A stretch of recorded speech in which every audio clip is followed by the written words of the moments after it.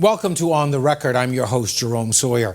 Tonight, we're shedding light on a condition that touches the lives of many but is often misunderstood or overlooked: Alzheimer's disease. September is Alzheimer's Awareness Month, a time to reflect on the profound impact this illness has on families, caregivers, and the wider Bahamian community.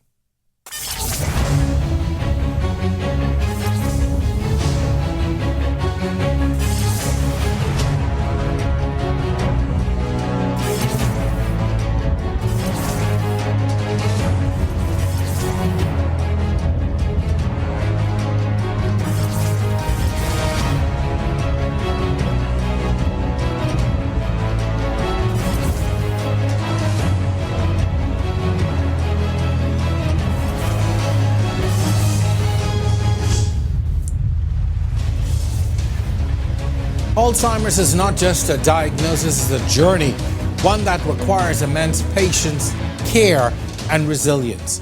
While the effects of Alzheimer's are devastating, tonight we're focusing on the people who are fighting to make a difference for those living with the disease and the loved ones caring for them. Stay tuned. Our episode begins on the other side of this break.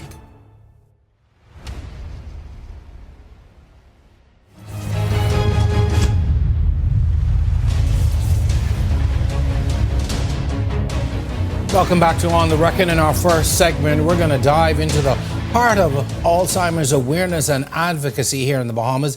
Joining me tonight are two incredible women who have dedicated themselves to this cause. Wendy Poitier-Albury, president of the Bahamas Alzheimer's Association, and Deidre Clark-Maycock, a committed member of the association. Ladies, welcome to On the Record. Welcome to our studios. Thank you so much for having us. This is good to be here with you. And so happy to have you because this is such an important work that you're doing. I know that the association has really, if I can use the term, gotten its feet wet in the past few years with your, your public persona and just trying to get the message out. So I want to first of all talk about the mission and goals of the Bahamas Alzheimer's Association. Well, thank you, Jerome, and it's so good to be here and, to you with your audience. We began officially in 2020 in the midst of the pandemic. But prior to that, of course, you had the small group of persons who would have gotten together and we said, hey, you know what, we really need to make this official. And so in 2020, we got our official registration with the Bahamas government as a non-governmental organization.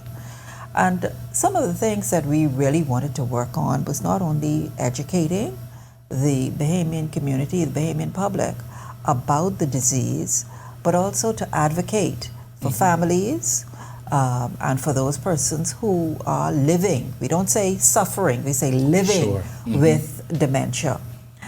Because we know dementia is what we call an umbrella disease.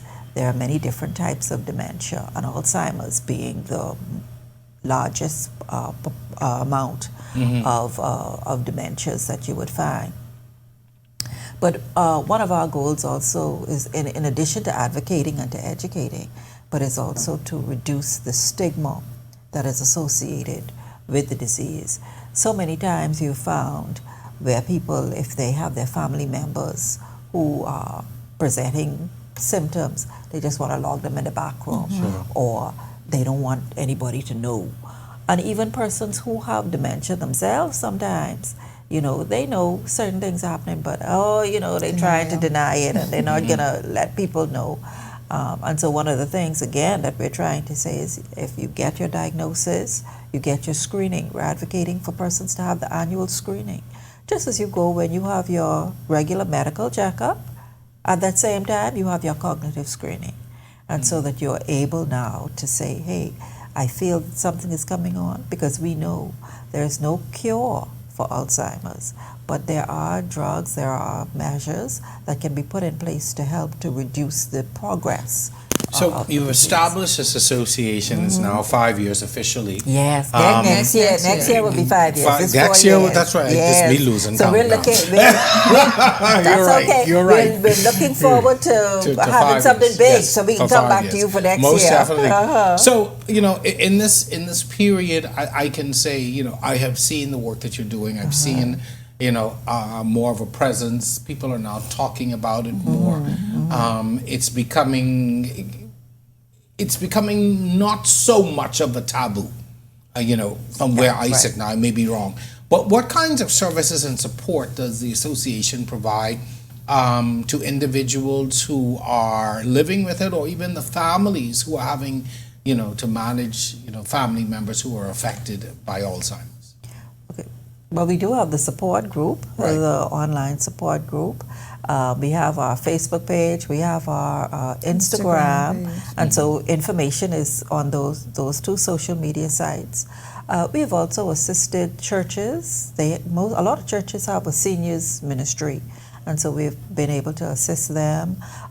We've also assisted Hands for Hunger, because we know if persons are not able to buy food, they're certainly not going to be able to buy the Depends or undergarments for mommy or daddy. So we have provided those types of things there, and the creams, bed pads, those types of things we have assisted. And so we work with groups in that way. And also, again, like trying to give assistance to caregivers, helping with the caregiver seminar that we have coming up. And also, trying to educate, again, persons so they'd be able to know. And again, but basically it's support for families. I do and families not just in Nassau. We have on many occasions rendered assistance to persons on the family island because of their need. And it's only because of the partners that we have in the public, in the business arena, that have allowed us to do this. And so we thank them as well. But we provide whatever. The same services we provide here in Nassau are available to anybody in any family island. I am very happy to hear that, because I always say Nassau people selfish. Yes. And we always try to make everything about us and very Nassau-centric, and I get it. And so that's very, very important. But you talk about the things that you give by way of supplies and helping out, but how important is that emotional support, especially to families? Well, one of the things the group provides, anyone who approaches any one of the members, executives, we add them to we have a chat group, a WhatsApp group that is 100 strong. And the whole purpose is to render assistance when needed. Sometimes people just want to talk. And listen here, someone had an issue the other day. I feel like I have an Alzheimer's. And the response that was given from the professionals in the group, because we have professionals in the group, the response that was given from the professionals in the group helped to at least allay some of the fears that the person was experiencing. So this group, if anybody's interested, they just reach out to our president or any of the members, and they can be added to this group. And I can tell you the resources that's in this one particular chat group is great. And we have doctors, we have counselors, we have nurses, we have people who have home. A lot of times people, and one of the concerns too is that people they ask this question, well, the caregivers, I need a caregiver. And we provide resources or information as to where these people can get this assistance from. So we're a good networking group. How do you've talked about the people who are in the group, which I think is fantastic, because often people feel as if they are going through this alone, or there is no help. Yes. And I think having the support of professionals is very, very important. So I'm very happy to hear that. Well, do you collaborate with other organizations and governmental bodies as well to assist? I mean, you talked about the fact that there are caregivers and others in the group, but are there other organizations that you partner with and government? We are a part of Alzheimer's Disease International, which is an international organization worldwide. And Alzheimer's Disease International is actually an arm of the WHO, World Health Organization. And so they have been, the Alzheimer's Disease International really is the governing body of our association. And so we're able to collaborate with not only persons here locally, but also within the Caribbean, because we have about 13 other chapters with other Caribbean islands. So we're able to gather and share information. And then of course, again, like I say, worldwide, in Africa, the Pacific, those types of areas. Here we also work with Rotary Rotary Club, who has been a great partner with us in assisting with the caregiver seminar, putting that on for us. And we've also worked with Pilot Club as well, because Pilot is also interested in brain awareness and brain health. So we've worked with those types of groups. And churches, of course. Like I said, the churches have their seniors ministries, and so we've been able to go in and talk to them and give hand out and give information to them. We had it in my church on Sunday. Somebody at St. Agnes gave a very long presentation on some of the activities on how to get involved. So you are I just want people to know I go to church. I want to also talk about this national. Before you go on, we also partner with the Ministry of Social Services. And yes, I did ask about government organizations. Right, yes, so okay. With them and the Ministry of Health. Yes. So they and PAHO, I think it's PAHO, Yes, right? PAHO, yeah. Yeah, we also Because that's partner part with of them as WHO part of as our well. Yeah. outreach and Sure. and whatever. And what kind of support does the ministry give? I mean, when you talk about social services, that is such a wide umbrella of groupings and different demographics. But what kind of assistance do they provide in this instance? Or what kind of partnership do you have with social services? Well, right now we have with the Ministry of Social Services, thanks so much to Minister LaRoda, but they have the disabilities unit. And even though we're not technically, as you would say, a disabilities unit, under the Disabilities Act, there is provision for persons with reduced cognitive abilities, for those who are able to, who have certain disabilities. And so we kind of fall in underneath that. You try to fit in wherever we could. But it makes sense. And right. I could see the logic.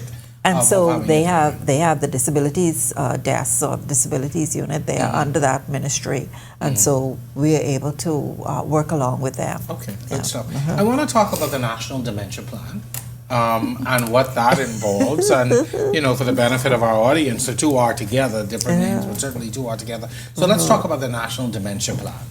Okay, first and foremost, we do not have a national dementia plan, and it is the goal of the Bahamas Alzheimer's Association to partner with the Ministry of Health to ensure that one is put in place. Before you go on too deep, let me just give a little background to it. In 2017. Many countries attended the World Health Organization, and they signed on and said, we're going to have in each country a national dementia plan. That was from 2017. You didn't go to the meeting. We signed on to it. You don't get me in problem. So right now, while we do not have a national dementia plan, we've tried to encourage our government, and we're still going ahead and encouraging to see if we can do it. But we, as the Alzheimer's Association, said, you know what, we're going to try and see if we can help. We're going to help you to help us, to help you. Okay. And so Ms. Deidre Maycock is So tell the us person about who this. she's going to go ahead and tell us a little bit the more plan about we that. don't have but need. Yeah, but we're working on putting something together. Okay, this is this National Development Plan, which I'm calling NDP, Dementia. is necessary to the point where, we want to partner. Like my president said, we just want to present our first draft to the Ministry of Health, because this is actually supposed to have been prepared by the Ministry of Health. But because of, I guess, manpower and everything, it hasn't been done. So we want to put in place a comprehensive plan that takes into account our population demographics, our needs, the trends, what's going on in the world, what's going on in the Bahamas. Because, years gone by was considered that Alzheimer's was an old person's disease, but we're realizing now that that's not the case. No. Younger persons are being diagnosed with Alzheimer's, even up into their 30s. Wow. That shows that it is I would say a pandemic in a way, because you have senior people who are experiencing memory losses, and you have younger people 30s. who are having cognitive disabilities And so we want to put this dementia plan. To me, I mean, people may say, "Oh, dementia, it's not a big thing." Oh. It is a big thing when you see the numbers growing. Yeah. And one of the things is this dementia plan will allow us to have numbers. Presently, we don't have statistics. We have statistics to say the ages that's being affected. You need data in order to plan. address any issue. Yes, exactly. That's fundamental. Right. Because they say about guessing. No, the you thing need is, numbers. To You're just quite Jerome, right, yeah. we could, you could maybe extrapolate. Okay, what's happening in London? What happening in Germany or other places? But we want our own statistics. We want our own information. I would think that it would help us to formulate some policies. Is that the point at the end of the day? Exactly. That's the plan. And we need policies with regards to awareness. Our slogan today is dementia. Attitudes to dementia. And we want people to understand that this is not an old person's disease. And even people with dementia is not aware of, like my president said, sometimes they have been diagnosed and or they go to the doctor and their cognitive skills are not very high, and they still go on living in denial. Yeah. In denial. So but we people need can to still function. You still have if you have the early stages of dementia, you're still able to function. You have the early, middle, and late stages. Sure. So persons, and even in other parts of the world, they have dementia groups. Persons who have dementia and they're able to function, and that is why it's so important for you to get your diagnosis. So that you're able now, I can plan, because I know we don't have a cure as yet, but I know my cognitive ability is going to decline. And get your business in order, because there are times, I know instances, personal instances, where by the time, whether it's family or friends, realize that this is an issue. There are so many things that have spiraled out of control. Finances, utilities, things have been just left. So back on discussion. What so we want to put in place a policy. We want the government to put in place policies that brings awareness, persons' understanding of the disease, the repercussions like you referred to. We want to build communities that are dementia friendly, where the attitudes it doesn't look at dementia as a crime or a death sentence, but actually an opportunity for persons to embrace it. I'm a caregiver. My mother has dementia, and listen here, people were, when she was first diagnosed, everywhere I went, she went. I took her out, and I exposed her, and she's not as prime, but she's still around and she's doing. But I never hid the fact that she had dementia. And people, you alluded to it so much earlier. There is a stigma. Yes. That when a family member has dementia or has Alzheimer's, like we have to lock them away, and nobody, you can't talk it, as we say, and almost as if they are hidden away from society, But I find that heartbreaking. Yes, it is. I find it heartbreaking too. And the training not only for the general public, but for the medical professionals as well. Because surprisingly, a lot of medical professionals themselves believe that Alzheimer's is related to age. Only old people get it. Nothing surprises me. Medical professionals themselves need to know, when you see this person coming here, now how am I going to treat this person? How am I going to deal with this person? Because if this person has an early stage of dementia, there are certain things that you need to do different than if you're sealing somebody else. We're running out of time on the segment. Okay, that's always TV time. Go ahead. I'll let you rock. And then the main thing is for caregivers. Yes. We want government to put in place policies to focus on caregivers. A lot of times caregivers are the persons who are neglected. They're not looked after. So we want I don't know how it's going to happen, but we're looking at it, because our dementia plan, hopefully we're going to put it before the government in the new year. But we're working on it feverishly to try and see if we can have a first draft. And one of the things, like I said, focus on caregivers, because just to have a caregiver, sometimes you need to have training.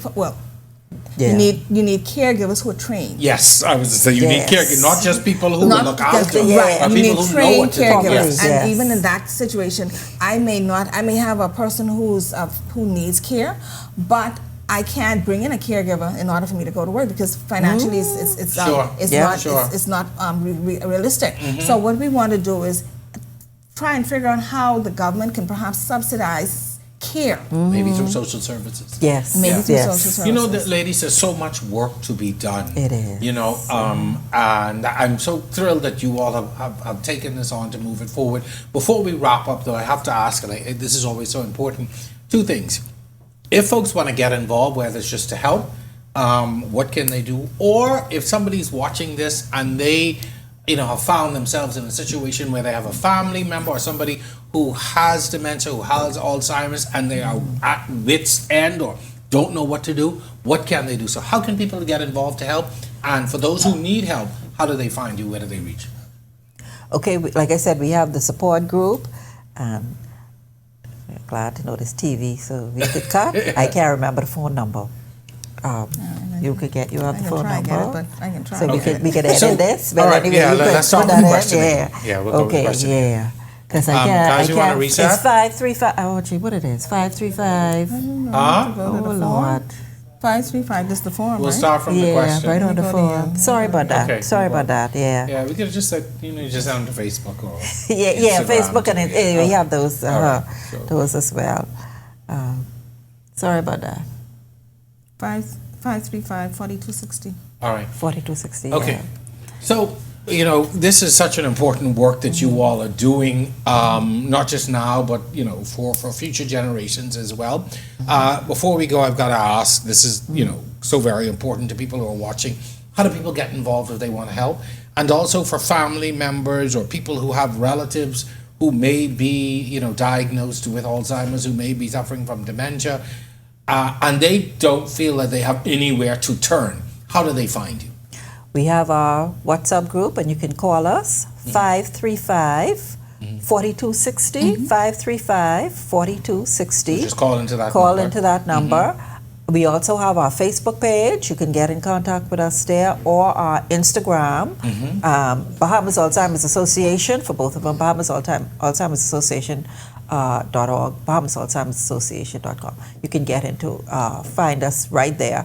Or anybody who you know, everybody knows somebody. Just ask. Just ask. Sometimes it's just word of mouth. That's it. Ladies, thank you very much. We're out of time on this segment. We've got a lot more to talk about. You know, thank you for bringing awareness. Thank you for the work that you are doing. With me at 5 years, we're going to Next we can year, talk about that's it again. right. I It's got going to to be our come big right. year, All yes. right. When we come back, how does one care for someone with Alzheimer's? Find out on the other side of this break. You're watching On the Record. Yeah. It's clear.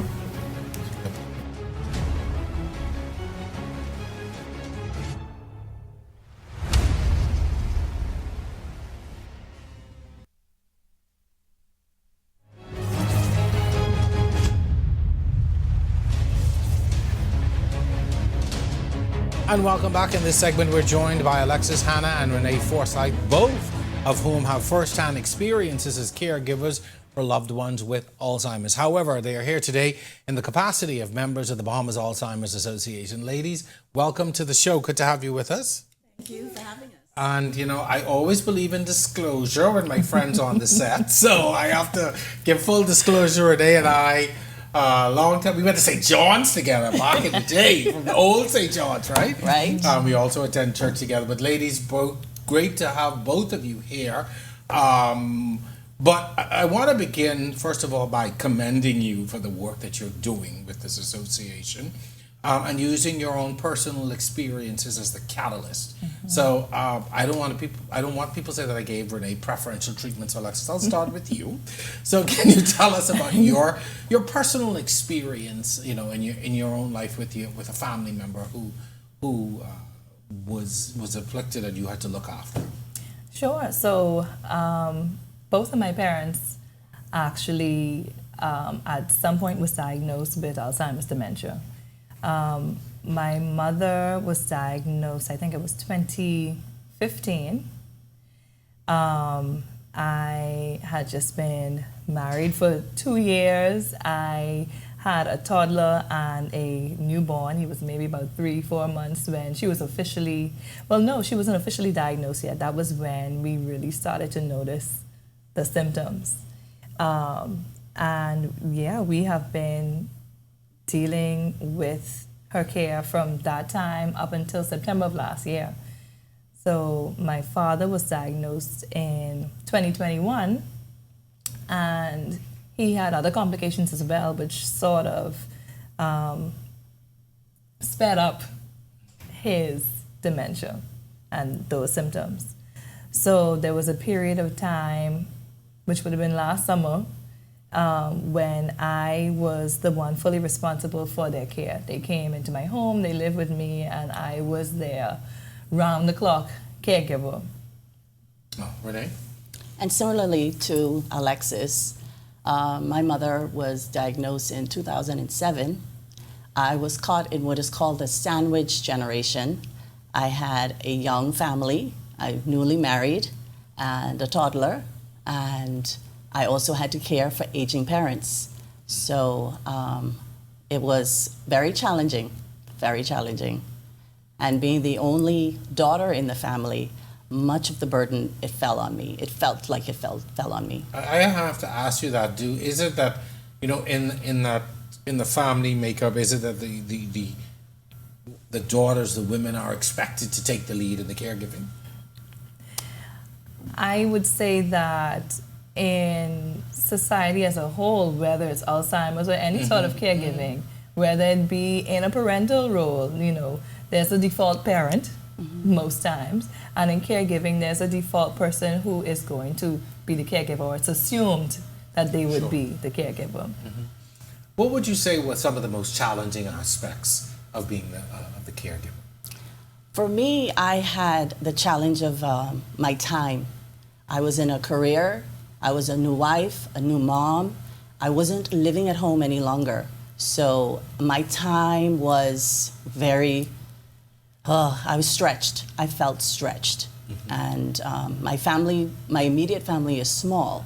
It's just my brother and I. So we were forced to really try and find someone to be in the home with our parents because it was not conducive for us to move them out of their home. Okay. So we decided to keep them in the home and find help to be to relieve us of the caregiving duties. You had a much different experience at one point. Both your parents were in your home. What was that like? That is something I'm not sure if I can quite put into words as yet. You know, we are actually just coming up this weekend on the 1-year anniversary of their passing. So there was a full 3 months of just hands-on me being their caregiver for both of them. It was different. Initially, my experience was more like Renee's, where, you know, young wife, toddler, with this one parent who has dementia, and time was the main constraint, you know, being split between two households. You are essentially running two households. So that was the main issue at that time. That got to be too much, and we decided, you know, their condition just started to deteriorate. So we decided it would be best if we just bring them under our care so that we can, you know, physically keep an eye on them. Of course, it changed the dynamics. It changed things for them, number one, because persons living with dementia, you know, the disease changes. So taking them out of a place that they know and love, their comfort zone, you actually saw in real time where the symptoms were sped up. So I could see where taking my father out of his home made him more disoriented. He didn't know which room to turn into, those sorts of things. And the decline became much more rapid. With them living in my home, of course, and I have 4 young children at the time, they don't understand exactly what's going on. Because you're trying to now manage what they're going through as well. So when my 2-year-old needs mommy, he wants to know, well, why is mommy taking care of Nana? I need mommy now. Like, Nana don't come before me. Like, why should she be in the room there with them trying to, you know, bathe her, change her, do these things when I'm sitting here right now waiting on you to come and attend to me? So those were some of the issues that I experienced with actually having my parents, you know, with me in my home. What is it like emotionally watching your parents deteriorate? as children and adolescents, your parents are larger than life. Mommy and daddy, are your superheroes in many ways. Yes. And what is it like having to transition from being able to go to mommy and daddy for whatever and having them take care of you to now you becoming the parent of sorts and watching that decline? Jerome, it was extremely hard. As I mentioned, I was the only daughter, so my mother and I had a bond that nothing can break. I was underneath her at all times. And when I saw my mom's cognitive decline, I was taken back. I thought that she was actually suffering from depression. I didn't realize that something bigger was going on, and I had led her to, speak with a psychologist. And when we decided to take a family trip, I noticed that she was not aware of her surroundings. The confusion that came upon her was like stark. It alerted me, so I had to make a move when we came back to Nassau to find a neurologist that she could talk to or get assessed by, have evaluations done. But I was very, very saddened, and I became isolated. I did not want to socialize because I felt like I was in this world by myself. And seeing my mom decline, who was my best friend, it really saddened me. Every day I went to the house to see her, and I leave, I would cry. I would just take solace to myself, and I still had to be there for my family, my kids. My youngest came along in 2008, and as I mentioned, she was diagnosed in 2007. Now the signs were, she was very good in the beginning. She didn't really show, she could walk, she could go out, she can socialize, and I did a lot of that to care for her, making sure she still had a normal way of life. But when things started to show decline is when my father passed. It was more significant when he passed because she no longer talked. And then she stopped walking, and she became bedridden. And then the decline just kept going from there. And that was like in she passed in 2019, and my father died in 2015. So we spent 4 years of her being immobile, and just staying, to herself, basically. But as I mentioned, I tried to keep her out, bring her out to church, do the normal day-to-day stuff with her. But for me, I felt so sad. Everything was like, this is my last. This is my last for this is my last for that for her. So it was very saddening. Your experience just watching your parents in decline. Yeah, you know what? They talk about Alzheimer's as being, you're going to experience 2 deaths. Right. A long goodbye. Yeah. So with my mom, like I said, she was diagnosed officially in 2015, and from that time up into her physical death, there was so many different changes in the stages. So the emotions are like a roller coaster. In the beginning stages, they can still function, they can still do things for themselves. And because of that, you can imagine what's going on in their head. They're trying to fight this confusion, and they still want to maintain their independence and those sorts of things. So them still trying to do things for themselves. She was the best cook in the world. She wants to go in the kitchen, she got to cook for her husband. So she wants to go in the kitchen and do these things. The meals that you're making ain't making no sense no more. You can't remember the recipes. Right.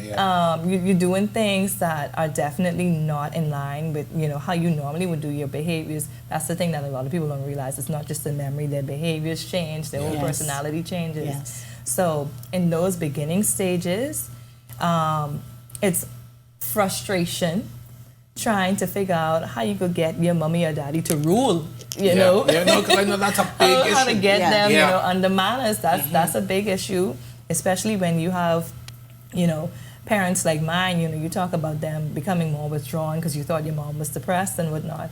But, they were social butterflies. They want to be the life of the party everywhere.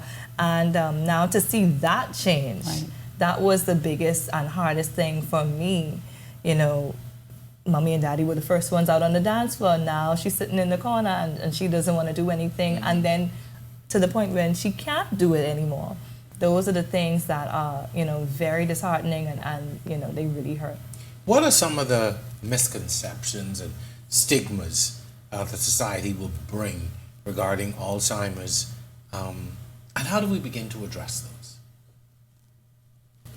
Well, I find that society doesn't understand that although they may be facing this illness that affects their ability to have normal behavior, they still are emotionally connected.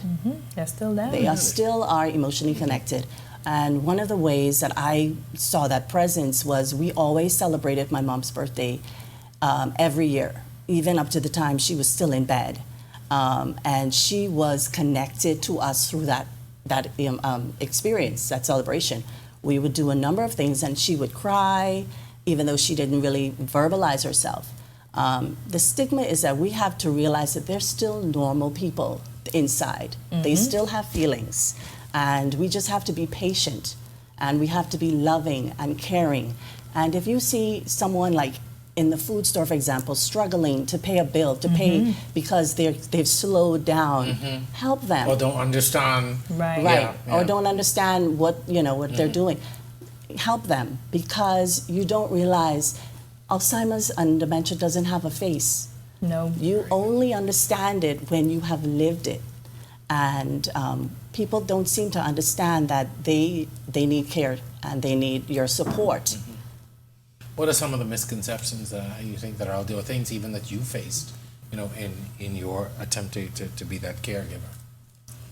I think for me, so a lot of it came with me trying to, in my work-life balance, trying to, you know, be a wife, be a mom, take care of my parents, but also still go to work so that I could pay for, Sure. for their care, Yeah, because you gotta pay the Alzheimer's bills. care is not by any means Cheap. You know, I think those things, you know, those are some of the reasons why I think a lot of people don't necessarily disclose that, oh, I'm going through this, because they don't want to be looked at in a certain way, maybe on the job. They don't want to, you know, have to keep explaining to people exactly what is going on.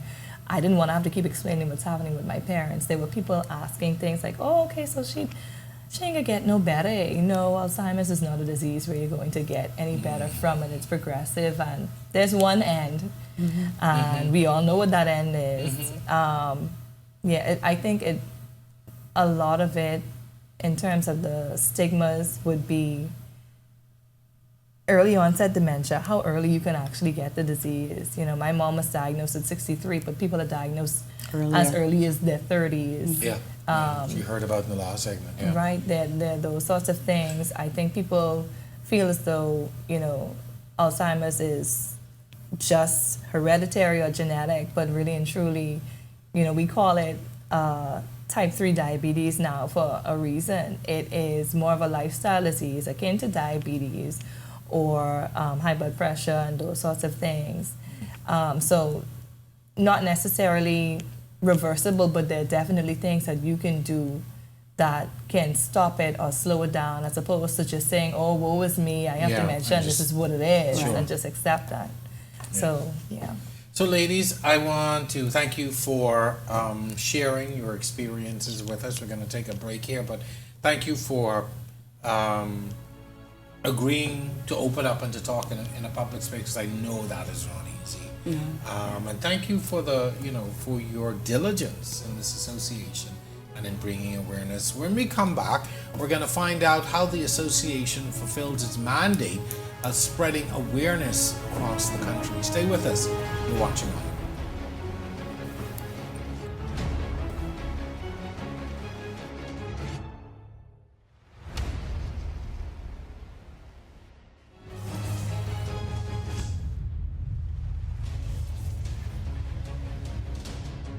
Welcome back. September is Alzheimer's Awareness Month, and there are a plethora of events executed by this team to engage the public increase understanding, and offer support to those affected. In this segment, we are again with Wendy and Renee to discuss what we missed and the events that we still have time to catch. Ladies, let's jump right back in.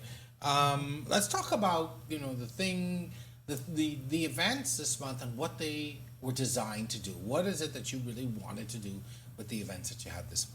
Well, we did have the screenings for persons who believe that they may have some type of cognitive, maybe coming into that stage.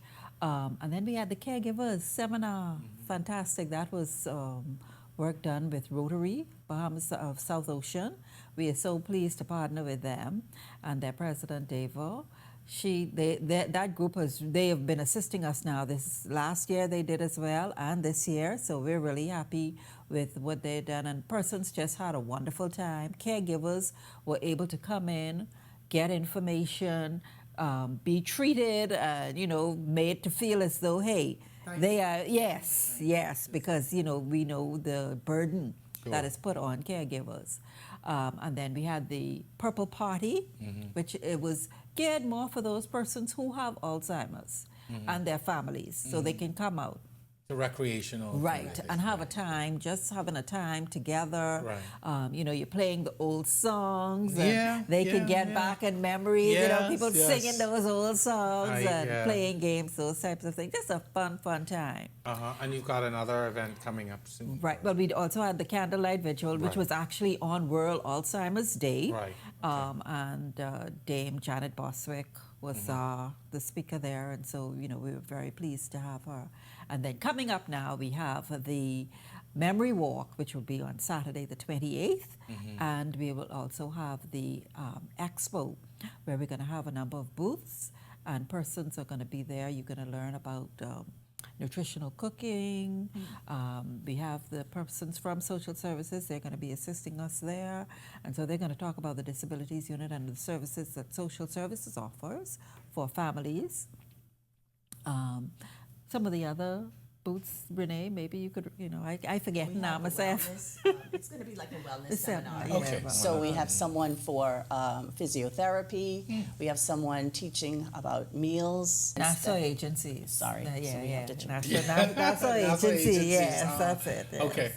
And you mentioned who else? And Dalbinas. Yeah, Okay. they're a good partner of ours too. So that some of their products that they have that are available for families who are dealing with. So I guess in the context of the wellness event, it seems like this is going to be almost like a one-stop shop where people can come and find out all of the information they need, support, that kind of thing. Is this the first of its kind? Yes, For this? we've had the memory walk before, Right. and where we planted flowers in memory as well, Right. Different flowers in our gardens.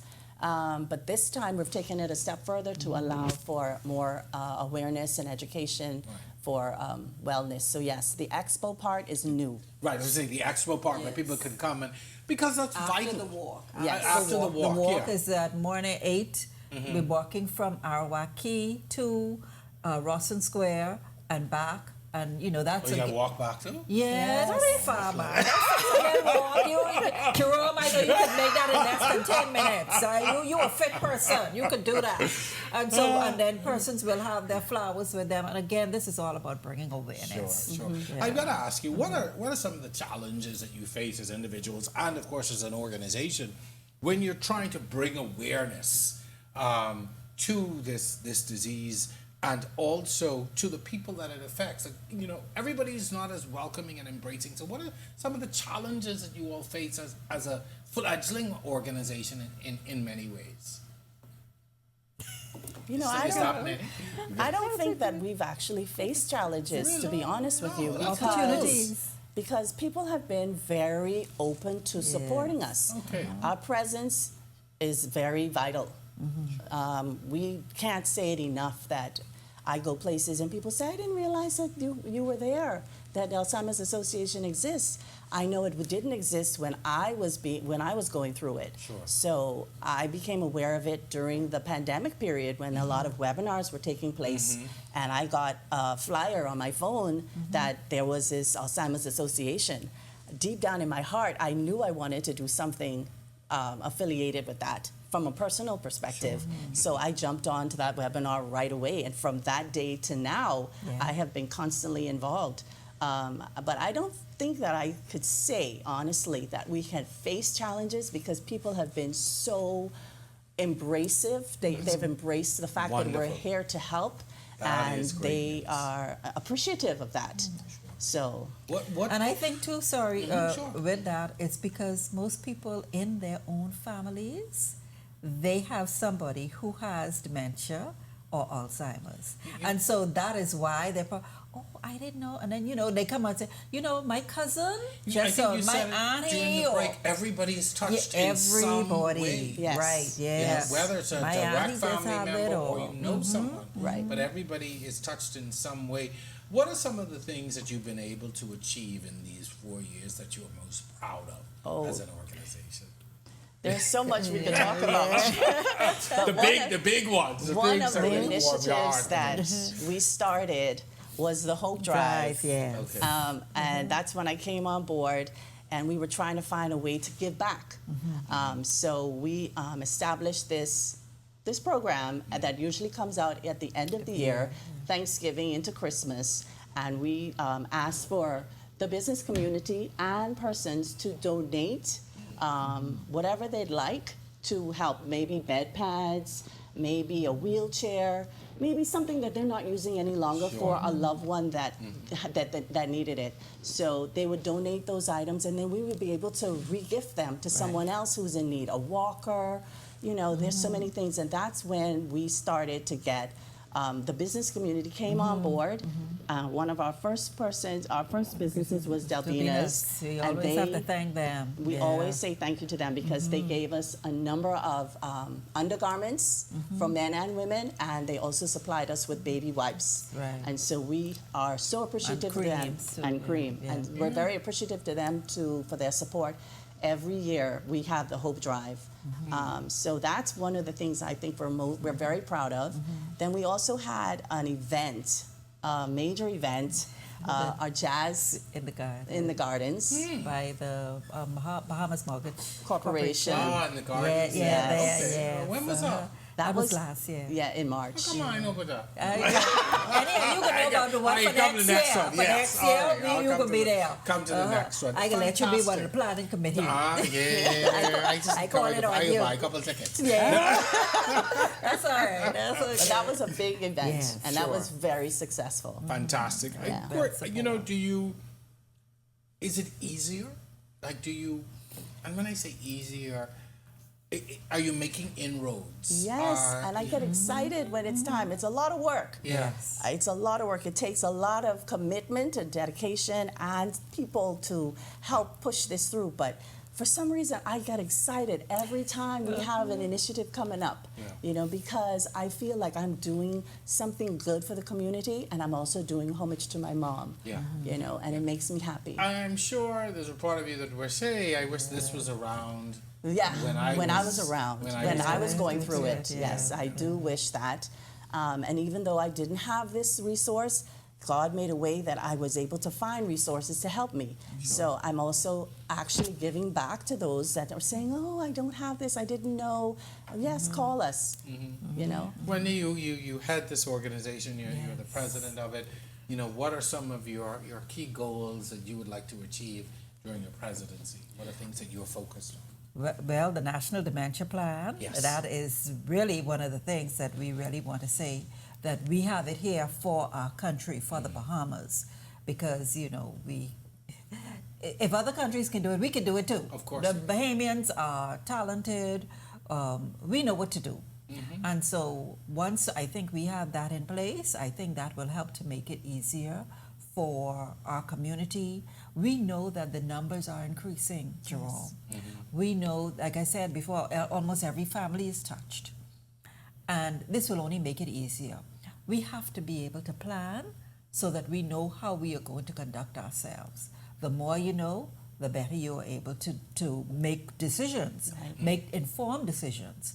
Right now, persons are just we're guessing. Sure. We're guessing. But You know, once we have that, And that sort of, I guess you started to answer my final question, which was... well, and I'm also saying too, we're looking for a brick and mortar site. I want to have a respite center, Yes. a place where persons who are caregivers, they can come and just have a time to just relax Sure, and sure. get information. And also for those persons who even have the Alzheimer's, they can come. We know that they have a community center in the Yellow Elder area. I'm trying to talk with Minister Barnaby. Hopefully, Minister McKell, where's the camera? Minister McKell Barnaby, I'm calling you again, please. So, let's see if we could open that up again. Yes. And let's have that as a center where we can have for our Senior citizens. Senior citizens. Yes. It don't have Most to be open all the 24 hours, but just something there. Some daytime. Yes, Yes. that type of Some thing. daytime So those are the care two things place. that I'm really Awesome. trying to Renee, that see means if you we can get the get. last question. So what would you like to see most in how Alzheimer's care is handled in the Bahamas? I definitely would like to see that dementia plan come into effect. If we fail to plan, then we plan to fail. That's it. I'd also like to see, as my president has said, a place that we can have for seniors to go, because a lot of us who are caring for the elderly have to work. So they need a daycare center, they need a resource center. And leaving your elderly parent at home if they have Alzheimer's. It's a risk. It's Oh my a gosh. big risk. It's a very big big risk. risk. Yeah. So we need to be able to touch our communities with these centers, just as we have daycares for children. Yeah. We need a daycare for the elderly. Seniors, yes. Yeah, most definitely. Ladies, I just want to say thank you. Thank I just you. Thank you for applaud having us. No, man. Yes. We are Thank so you. This happy is a to be small here. thing Yeah. that we can do to support thank the you. great work that you are doing. I Yes. think it's more important for us to extend this platform to you. Thank you. For people to see what you're doing and to become a part and to know that they are not alone. No, Yes. you're not You alone. know? Yes. And that's so very important. So I hope in all of the things that we talked about today that people know that, if and when the time comes, there is a resource. Yes. Right. There are people out there who can help, who can give you advice, or who can just lend a listening ear. Exactly. All right, so ladies, keep up the great And we can work. look for you next year. Yeah, I I'm coming to the you, thing yeah. in Okay. March. All righty. I can be there. And we certainly will be talking about the 5 years and the work that Definitely. you have done. So thank you very much. Keep up the great work. Thank you. All Thank right, you so much. Alzheimer's Awareness Month is an opportunity for all of us to become more informed, more compassionate, and certainly more active in supporting those impacted by this disease. Whether through attending events, volunteering, or simply educating ourselves, we all have a role to play in this fight. Again, thank you to our distinguished guests for joining us tonight, and to all of you at home for watching. If you or someone you know is affected by Alzheimer's, remember that there are resources and a community here to help. Until next time, I'm Jerome Sawyer, and this has been On the Record. Good night, everyone.